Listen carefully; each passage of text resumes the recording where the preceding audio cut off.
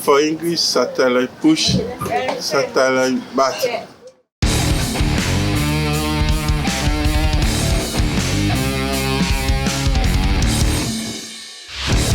Hallo zu einer neuen Reptil-TV-Folge.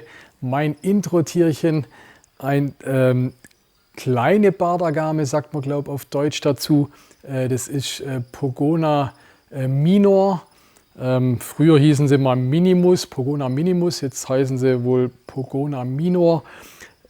Die sind, also das Tier ist so 3/4 wüchsig. Ihr seht, sie sieht eigentlich aus wie eine junge Bartagame, was vielleicht ein bisschen auffällt. Der Körperbau ist insgesamt noch etwas länger, ne? Sie sind schlanker und länger, ne? Wenn ihr mal den ewig langen Schwanz anguckt und den doch eher schmalen Körper. Also vom Körperbau deutlich kleiner wie die normalen Viticeps, ne? Also normal in Anführungsstrich wie die am häufigst gehaltenen Viticeps, sind sie deutlich kleiner und wie gesagt schlanker und länger vom Körperbau.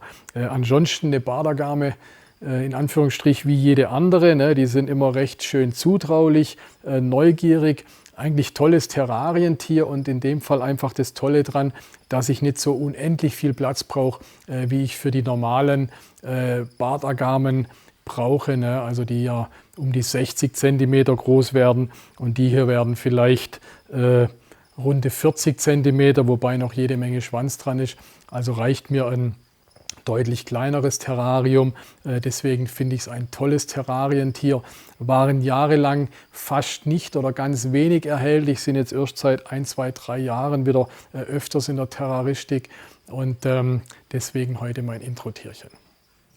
Der Titel heißt ja Mein größter Zuchtfehler. Hier habe ich sozusagen meinen größten Fehler. Natürlich ist der Titel etwas reißerisch. Nachher werde ich euch erklären, was es damit auf sich hat.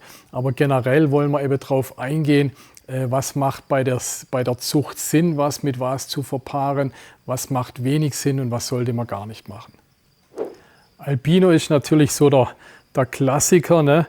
Hier in meiner linken Hand ein Albino Champagne, hier ein Albino Spider. Also so ein Champagne oder ein Spider als Albino zu züchten, das macht bestimmt Sinn. Ne? Die sehen auch als Albino anders aus wie der klassische Albino. Ne? Also das vorneweg sind schon mal die Sachen, wo eher Sinn machen. Albino Champagne, Albino Spider, Albino Pinstripe. Ne? Überall, wo die Zeichnung klar anders ist, kommt dann auch vom Ergebnis ein Tier raus, wo ich natürlich klar unterscheiden kann vom klassischen Albino, in Klammer amelanistischen Tier. Hier wird es jetzt schon schwieriger. In meiner rechten Hand habe ich ein Albino Pastell und in meiner linken Hand habe ich ein Albino Fire. Ne? Was ich euch damit zeigen will, ist, dass es beim Albino Pastell oder Fire, also meistens bieten wir die dann sogar als Albino Post Pastell bzw. Albino Possible Fire an, weil interessanterweise der Fire, umso größer er wird, da wird es sogar ein wenig deutlicher, ne? Dann kriegt er wirklich so ein Orange rein manchmal, das habe ich schon ein paar Mal gesehen. Aber wenn man die als Baby hat, dann ist man wirklich absolut unsicher hin. Steckt hier der Pastell drin, steckt hier der Fire drin, da hat man Babys, weiß man gar nicht, was drin steckt. Was ich damit sagen will, das sind Sachen, das kann man züchten, aber man braucht auch nicht oder man darf nicht enttäuscht sein. Albino Cinnamon ist zum Beispiel auch so ein Beispiel. Oder was gibt es noch? Pastell, Fire, Enchi, Albino Enchi, Albino Cinnamon. Da tut man sich dann schon schwer zu sagen, steckt er drin, steckt er nicht drin. Letztendlich züchtet ihr was und habt so Morphen, wo ihr dann Albino Post Pastell oder so draufschreiben müsst. Jetzt kommen wir schon zur Auflösung von meinem größten Zuchtfehler. Ne? Den Titel haben wir extra ein wenig provokant gewählt, um euch ein bisschen zu teasen, mein größter Zuchtfehler. Aber im Prinzip stimmt es auch irgendwo. Ich habe jahrelang mit diesen Ultramales gezüchtet. Ich hatte Ultramale Het Albino bekommen, wo Albino drin gesteckt hat und habe gedacht, jawohl, ich züchte ein Albino Ultramale. Da kommt bestimmt eine ganz tolle Farbe raus. Ich weiß nicht, ob ihr den Camarillo kennt. Camarillo hat mal wurde vor 25 Jahren in den USA mal gezüchtet. Ich habe gehofft, irgendwie so in der Art was Spektakuläres rauszukriegen. Hintergrund ist allerdings ein Ultramehl und auch Karamell sind sogenannte T+-Albinos. Ne? T+ steht für Tyrosin. Die können Tyrosin bilden, aber trotzdem keine schwarze Farbe bilden. Ein Albino ist also was man so Albino nennt, ist T-Amelanismus. Also die können kein Tyrosin bilden und deswegen keine schwarze Farbe machen. Wenn ich jetzt ein T+ mit T- verpaare, überwiegt immer, oder letztendlich, wenn das vom amelanistischen, also vom T-Tier mit ins Spiel kommt, fehlt am Schluss das Tyrosin und ich bekomme immer ein T-Albino raus. Ne? Also sprich den ganz normalen amelanistischen Albino, wie ich ihn euch am Anfang gezeigt habe in der Einleitung. Ne? Dieser ganz normale Albino, also wir sagen umgangssprachliche Albino dazu, amelanistisches Tier, kriege ich immer raus, wenn ich T+ mit T- verpaare. Deswegen kann ich da hin und her paaren, wie ich will. Ich werde immer enttäuscht sein, weil ich nie einen Albino Ultramehl oder Albino Karamell letztendlich züchten kann.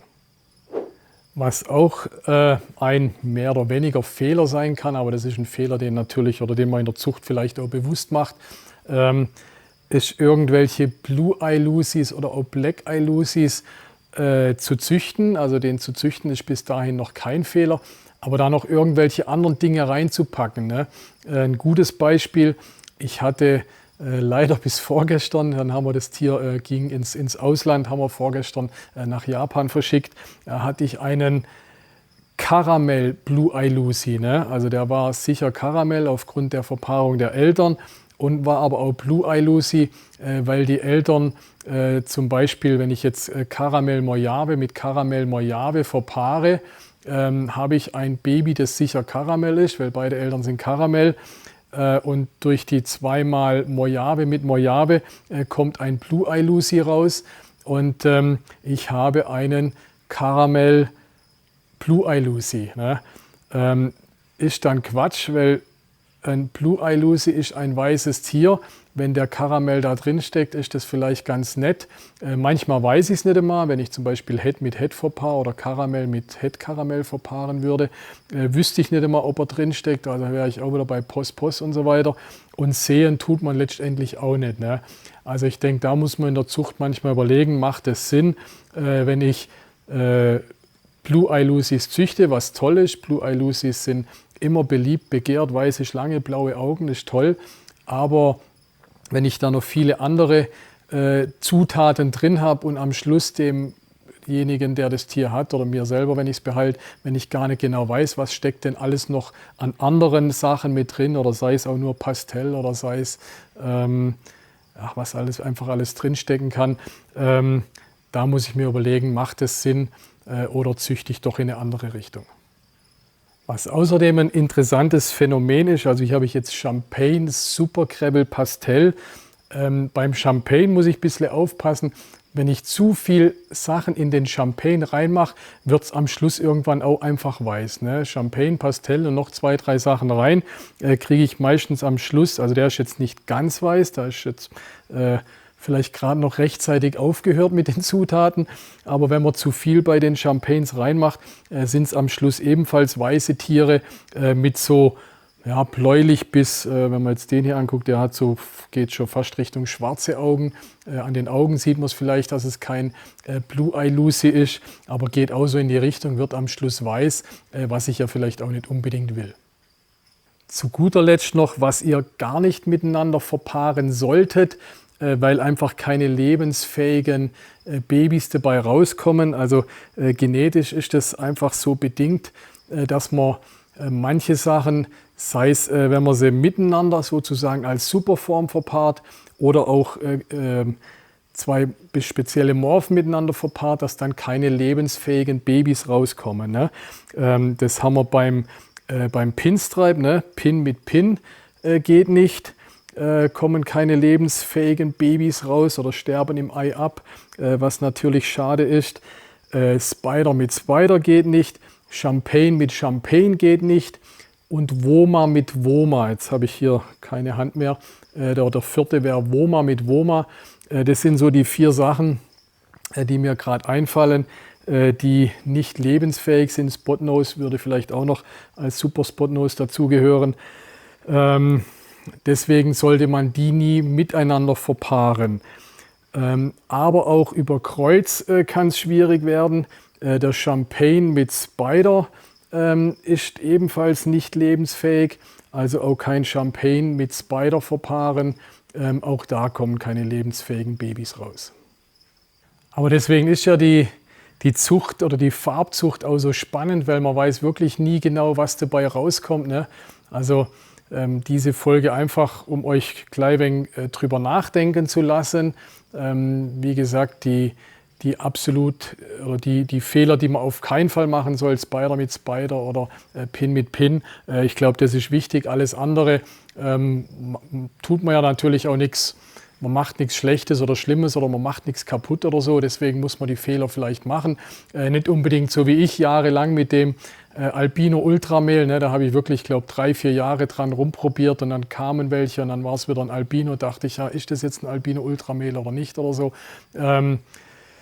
Da kann man sich wegen die Zähne ausbeißen. Ach übrigens, Albino Banana ist auch so ein Beispiel. Ne? Albino Banana ist was, wo es einfach nie geben wird, glaube ich. Da wird einfach, ich denke, dass Banana einfach auch so was wie T+ Albino ist. Und deswegen wird ein Albino Banana immer ein Albino sein. Aber wie gesagt, das macht die Zucht so spannend und da muss man manchmal Sachen probieren und wenn man Glück hat, kommt so wie hier, das ist Clown Bongo Pastel, ne, kommen solche Highlights raus wie so ein Clown Bongo Pastel. Das kann man oft nicht vorhersagen, muss man ausprobieren und umso mehr freut man sich, wenn sowas rauskommt. Die Reptil-TV-Filme sollen euch unterhalten, aber sie sollen euch auch in der Terraristik helfen, sollen eure Fragen beantworten. Ich möchte von meinen über 30 Jahren Erfahrung etwas zurückgeben an euch oder etwas an euch weitergeben. Im Gegenzug freue ich mich, wenn ihr euch revanchiert sozusagen. Ihr wisst, in YouTube, Abo ist die Macht des YouTubes, also lasst mir bitte ein Abo da. Wenn ihr Terraristik-Produkte beziehen wollt, ich habe einen Online-Shop, davon lebe ich, also dürft ihr sie gerne bei mir kaufen. Unten haben wir euch noch ein zufälliges Video oder das letzte Video, da könnt ihr gerne reinschauen, wenn ihr mehr sehen wollt und bleibt mir treu.